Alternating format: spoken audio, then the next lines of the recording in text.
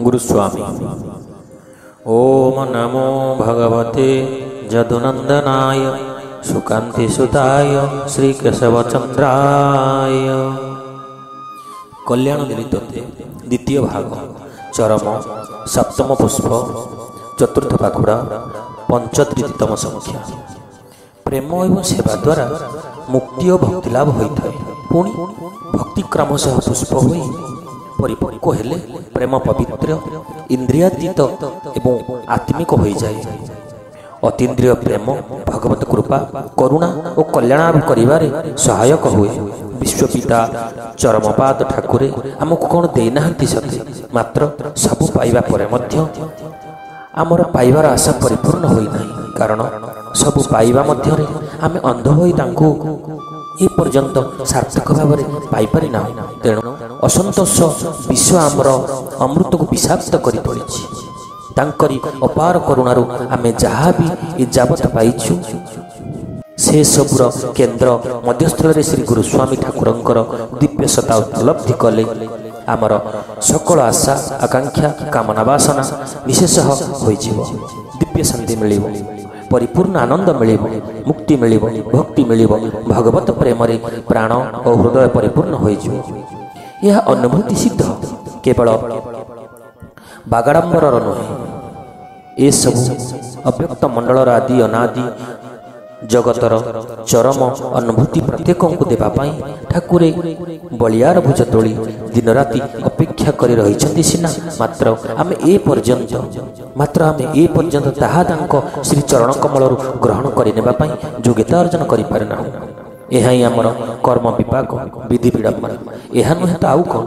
ठाकुरे कहिछन्ति परा मन निर्मल हृदय पवित्र हेले तुम संगे हेबु एकत्र। पुणी मु मोर मते मारिबु जेबे धनरे आमकु पाइबु तेबे। जहा देइअछ से सबु भितरे तुमकु पाइबा पाई। कर हे करुणा कल्याण कणा तिले उणा करनाही।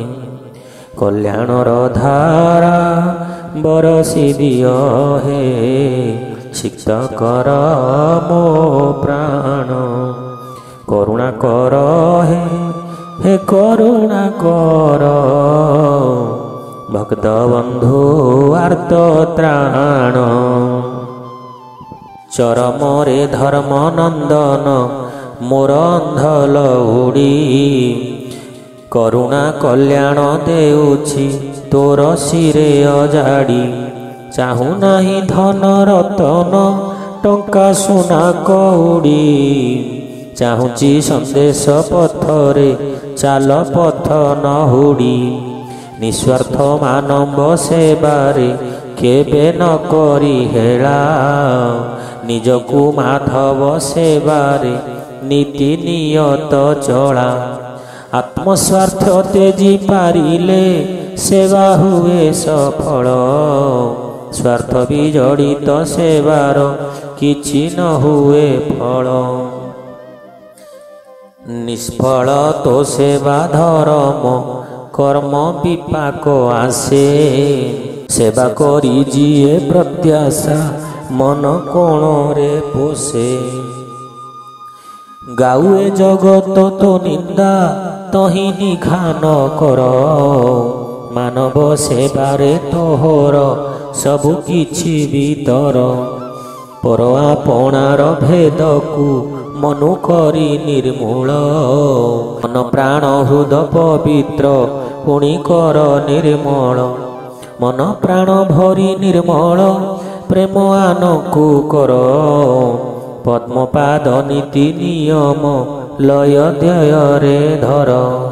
सेवा प्रेम दियई बंधनरु मुक्ति। मुक्ति लभिले धन रे संचरई भक्ति। भक्ति पाचिले प्रेम रे ताहा बदली जाई।